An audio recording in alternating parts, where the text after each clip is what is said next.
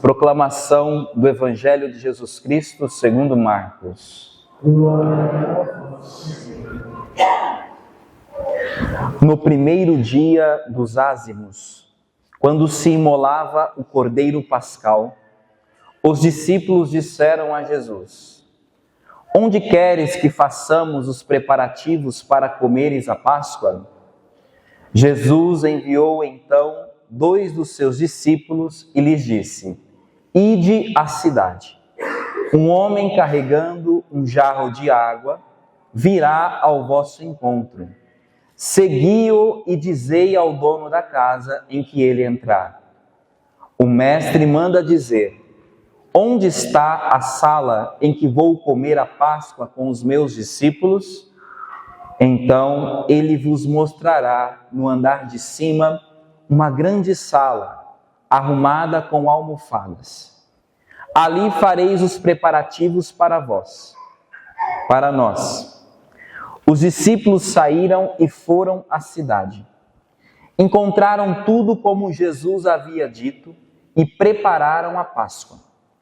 Enquanto comiam, Jesus tomou o pão e, tendo pronunciado a bênção, partiu e entregou-lhes, dizendo: Tomai, isto é o meu corpo. Em seguida, tomou o cálice, deu graças, entregou-lhes e todos beberam dele. Jesus lhes disse: Isto é o meu sangue, o sangue da aliança, que é derramado em favor de muitos. Em verdade vos digo, não beberei mais do fruto da videira, até o dia em que beberei o vinho novo no reino de Deus.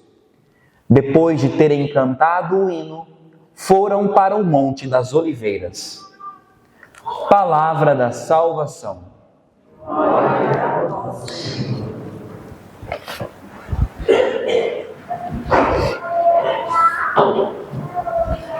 Os queridos irmãos e irmãs, nós iniciamos hoje o mês de julho e iniciamos com os olhos voltados para o mistério mais escandaloso e mais belo da nossa fé. Deus derramou o seu sangue por nós. Ouvimos no Evangelho versículos que se repetem incansavelmente em cada missa que nós celebramos. Isto é o meu sangue, o sangue da aliança, que é derramado em favor de muitos. Este sangue foi derramado. E aqui quero chamar a atenção para esse verbo, derramar. Esse verbo utilizado aqui, ele indica transbordamento, plenitude, abundância. Um verbo que está conjugado no passado, foi derramado, mas que trouxe-nos efeitos permanentes, efeitos que resplandecem até hoje nas nossas vidas. Derramar significa não economizar. Derramar é dar até a última gota. É por isso que o cálice da nova aliança, ele não tem medidas, ele é transbordante. Portanto, isso quer dizer que Cristo, ele não se poupou. A sua entrega foi em plenitude. Ele deu o sangue para a nossa salvação, literalmente.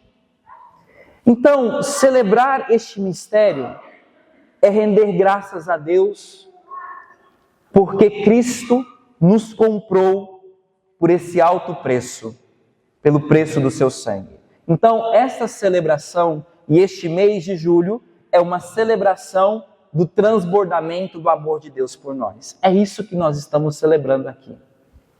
É isso que nós estamos louvando, adorando, o transbordamento do amor de Deus por nós. Como disse a primeira leitura que ouvimos, Ele nos comprou não por meio de coisas perecíveis, como o ouro e a prata, mas Ele nos comprou pelo seu preciosíssimo sangue. O versículo 21 da primeira leitura faz ainda uma associação muito importante que eu quero ressaltar aqui nesta homilia. O versículo 21 disse assim: por ele, está falando de Cristo e do seu sangue, é que alcançastes a fé em Deus. Deus o ressuscitou dos mortos e lhe deu a glória. E assim, diz São Pedro, a vossa fé e esperança estão em Deus. Isto é, o sangue derramado nos dá esperança em Deus. E é sobre isso que eu quero me concentrar agora. Sobre o preciosíssimo sangue e a virtude da esperança, tendo em vista que nós estamos celebrando o ano jubilar da esperança.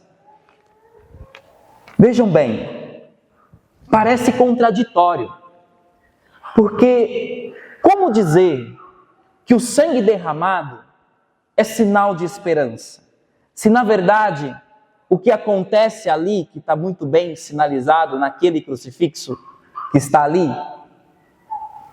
se ali acontece a morte de nosso Senhor?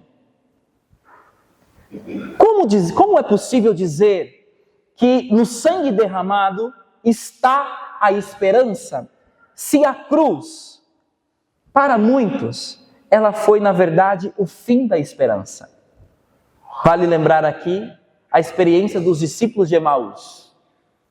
Eles voltam para casa, depois do evento da cruz, sem esperança nenhuma. Eles conversam com o próprio Cristo ressuscitado, sem saber que é Ele, falando da grande decepção que eles tiveram. Eles depositaram tudo nas mãos de Cristo e de repente Ele terminou a vida crucificado. Então, como dizer que na cruz, no sangue derramado, nós vemos um sinal de esperança? E aqui eu quero recordar uma catequese do Papa Francisco em 2023, quando ele nos falou do crucificado como fonte de esperança. Ele sinaliza primeiro toda a crueldade com a qual Cristo deu a vida por nós. Ele diz: Cristo foi crucificado, morto da maneira mais cruel e humilhante, pendurado num patíbulo infame, fora da cidade. Um fracasso público, o pior final possível. Naquela época era a pior maneira de se morrer, de se terminar a própria vida.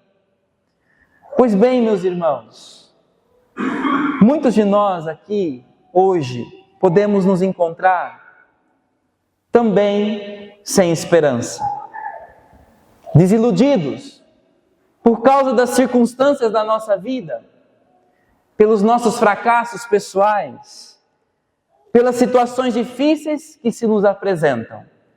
Pois bem, nada muito diferente do que o que nosso Senhor enfrentou no final de sua vida. Ali na cruz estava concentrado o fim de tudo.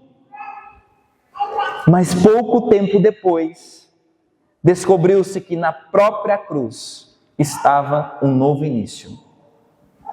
Meus irmãos e minhas irmãs, é assim que a esperança de Deus germina no nosso coração. Ela nasce e renasce nos momentos mais tenebrosos da nossa vida, quando as nossas expectativas todas foram frustradas. É ali que a esperança verdadeira não desilude, não frustra. Então, pensemos precisamente nesse instrumento de morte, na cruz. Desse mais terrível instrumento de tortura, Deus obteve o maior sinal do amor. Aquele madeiro da morte foi transformado em árvore da vida, em árvore da ressurreição. Isso quer nos lembrar que os inícios de Deus, disse o Papa, que a esperança de Deus, ela começa muitas vezes a partir dos nossos fins, a partir dos nossos momentos de escuridão. É assim que Cristo, que Deus gosta de fazer as suas maravilhas. Então, hoje eu quero convidar cada um de nós a fixarmos os nossos olhos na cruz do Senhor, de onde jorrou sangue. Porque é também dessa cruz que brota a esperança. Aquela virtude silenciosa. A esperança é silenciosa. Ela é humilde. Mas é aquela que nos mantém de pé. Que nos ajuda a ir em frente. Sem esperança não se pode viver. E a nossa esperança, ela brota do sangue derramado na cruz por cada um de nós. Então pensemos, onde está a minha esperança? Em quem você espera? Em quem você tem entregado a tua vida? A quem você tem entregado a tua vida? Pois bem, olhemos para o crucificado. Quando nós olhamos para o crucificado, o que nós vemos? Nós vemos um Jesus nu, despojado, ferido, abandonado. É o fim de tudo? Não, não é o fim de tudo. Ali está a nossa esperança. Esse Jesus ferido, é por causa dessas feridas que nós fomos salvos. É por causa dessas feridas que a nossa esperança pode renascer. Meus irmãos e minhas irmãs, também nós, como Cristo, somos chamados a transformar as nossas feridas. E o sangue que por vezes derramamos na luta da nossa vida, em ocasião para que a esperança renasça em nós e nos outros. Então quero que você traga aqui agora as suas feridas. Porque ela pode ser para você um sinal de desesperança. As suas feridas podem ser para você um sinal de desilusão. Pois bem, as de Cristo também pareciam ser. E depois elas se transformaram em fonte de cura, em fonte de salvação para nós. É assim também conosco. Como que nós podemos transformar as nossas feridas para que elas se tornem esperança? O Papa procura responder essa pergunta. Ele diz o seguinte: as nossas feridas, elas podem tornar-se fontes de esperança quando, em vez de nos escondermos nela, nós procurarmos enxugar as lágrimas dos outros. Quando, em vez de ficarmos ressentindo o que nos foi tirado, o que nos foi roubado, cuidarmos daquilo que falta na vida dos outros. Quando, em vez de nos inquietarmos, nos debruçarmos sobre aqueles que sofrem. Então, prestem atenção. O mês do preciosíssimo sangue não é um mês para nós ficarmos voltados para as nossas próprias feridas, para as nossas próprias dores. É para mergulharmos nas feridas do Cristo e fazermos das feridas dele um impulso para curar as nossas. E saímos de nós mesmos, disse o Papa, quando em vez de termos sede de amor por nós próprios, saciarmos a sede de quem precisa de nós. Então, que o sangue de Cristo derramado na cruz possa nos impelir a fazer das nossas feridas uma chaga de cura para os outros. Então, pensemos, o que eu posso fazer pelos outros? Eu estou ferido? Mas o que eu posso fazer com a minha ferida para curar a ferida do outro? O Papa disse assim, uma palavra forte: eu fico lambendo as minhas próprias feridas? Ou eu me coloco à disposição para ser remédio para a vida das outras pessoas? Meus irmãos e minhas irmãs, celebrar o mês do sagrado, do Santíssimo Sangue de Nosso Senhor, é repetir aquela imagem que eu trouxe no começo. Jesus disse: este é o meu sangue derramado por vós. De alguma maneira, beber deste sangue derramado nos impulsiona também a derramar o nosso sangue pelos outros. No último domingo, nós celebramos São Pedro e São Paulo. E a segunda leitura me chamou muita atenção. O que disse São Paulo? Estou pronto para ser derramado em sacrifício. Vejam, o Cristo se derramou por nós, que nós estejamos como São Paulo, prontos a sermos derramados em sacrifício por Ele. É o que se espera de nós quando bebemos do cálice. Hoje poderemos comungar do cálice do Senhor. Mas comungar do cálice não pode ser para nós simplesmente um ato devocional ao sangue de Cristo. Comungar do cálice nos compromete a também fazer da nossa vida um cálice derramado. Um cálice entregue.